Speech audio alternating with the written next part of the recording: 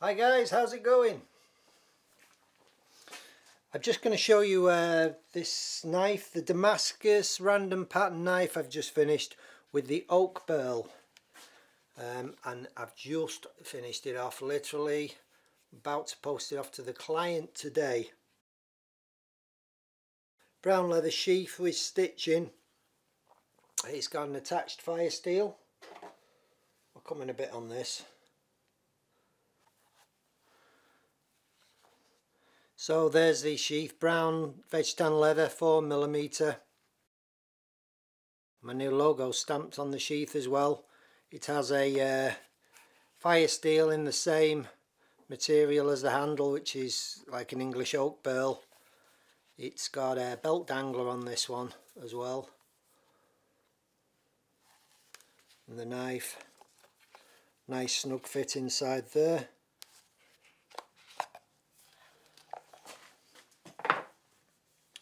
And like I say, I've literally just finished this.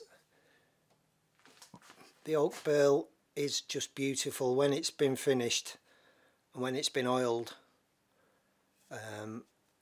Which is, I put a gunstock oil on this. And that pattern's really popping out now as it's been etched. I will do a video on how I etch my Damascus. It's maybe slightly different to the way other people do it. Well, it probably is. It's something I've kind of developed to really make the Damascus jump. And I'm also going to do a video. That pattern is stunning, isn't it? It is. It's kind of shaving sharp. Sheet of telephone directory there.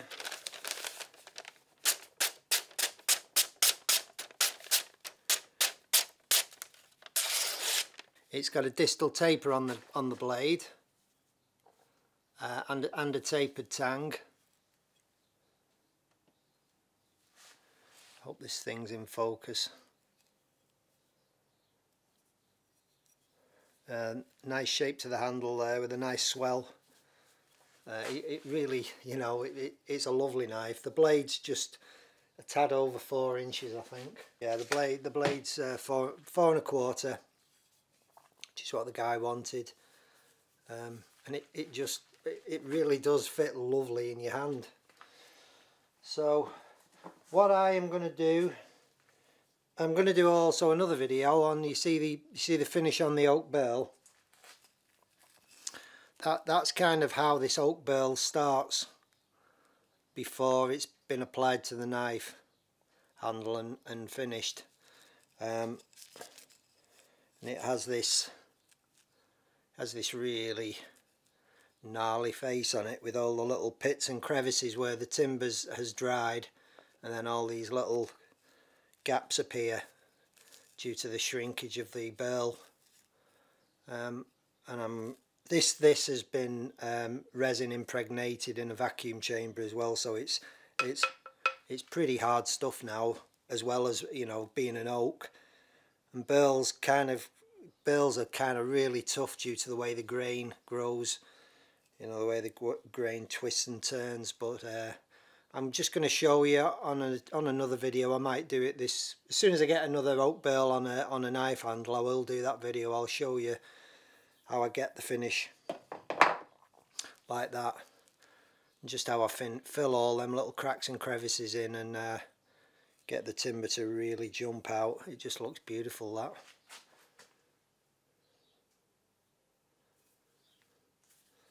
So that one is going. It's another one done.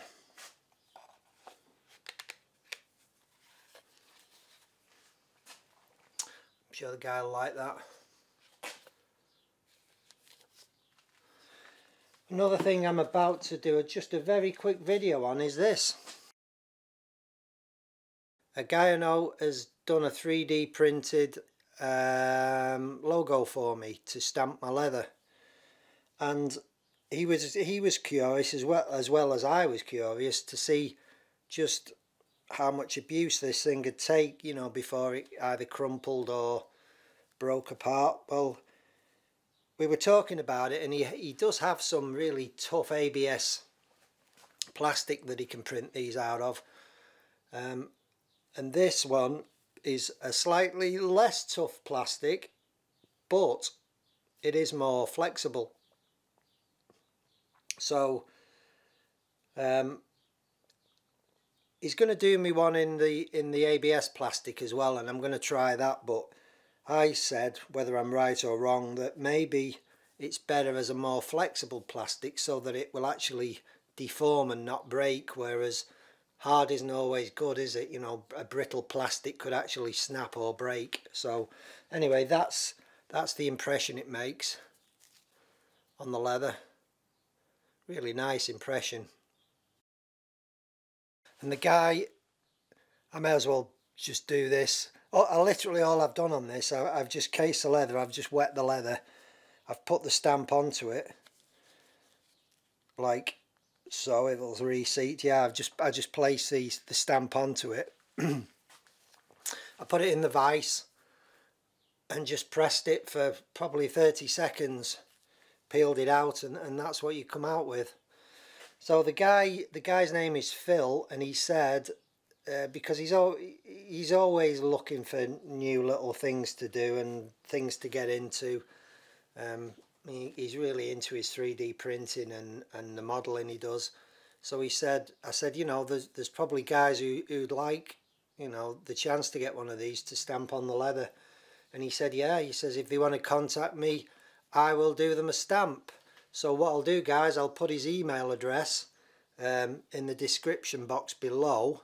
So if you go there and contact Phil, and he'll do you one. And the price, I'm sure he said about 15 quid a stamp. What I've done, I've put that piece of MDF on the back. I just super glued it on, just so it's easier to handle, you know, when I place it in the vise. Yeah, he's done me another stamp there without the border around it as well. And that's how it comes on that little plate, just like that. But yeah, really impressed with that. And for 15 quid, what more do you want? But I've been playing around with this. I've maybe done 30 impressions now on leather, and it's been fine. So I think as long as you don't abuse this by over tightening it or really, you know, really crushing it into the leather, I don't know how many impressions you're going to get, maybe 100 or more. I really have no idea, but as I say, I've done about 30 so far, and that's probably number 31. And you don't need a lot of pressure on this, you know, when you case of leather, you know, and your fingernail will put a mark in it, like I've just done there through the glove. So you just don't need a huge amount of force to push that impression into the leather. So what else am I doing? I've only put the gloves on, guys, just to handle that knife. It's just because I've cleaned it. The handle's been oiled, probably 12-15 coats of gunstock oil on that, and the blade has been sharpened, and it's had the camellia oil put on the blade. The sheath, I just don't want to get dirty fingerprints and mucky marks on the sheath. And I also use these gloves just to give everything a quick polish and a quick wipe down before I put it into the case. But I'm sure, Martin, if you're watching, you're going to love that, mate. What else? I'm just on with a Damascus folder for Robert, and that's this one. I've just been doing the work on it to get the mechanism working. I've made his liners. There's the liners glued together. This will be for the bolsters. The bolsters now need to be pinned on there, front and back. Then they need to be shaped, taken off again, the inside shaped, reapplied.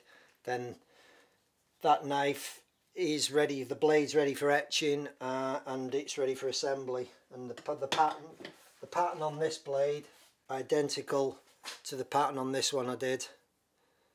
And again guys, I said, you know, I will show you how I etch this Damascus and really make it jump off the blade. The other news is the 6-hour knife challenge, which I'm building a Bowie knife. I think I showed you the Bowie knife, didn't I?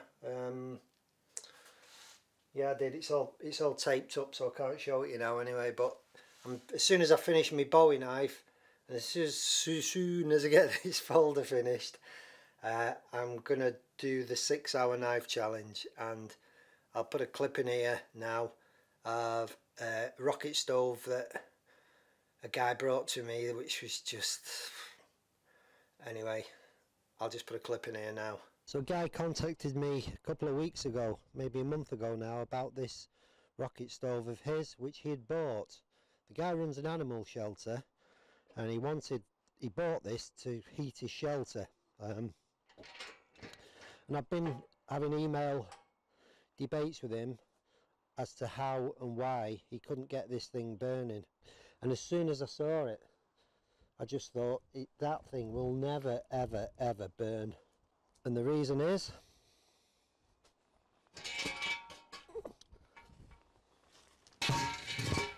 a 3.5 inch or 3.25 inch riser tube, and a huge firebox in comparison.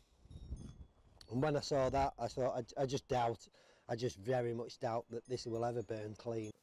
And you will see that it's just not fit for purpose. So we're going to fix that for him, and I will see you very soon, fellas.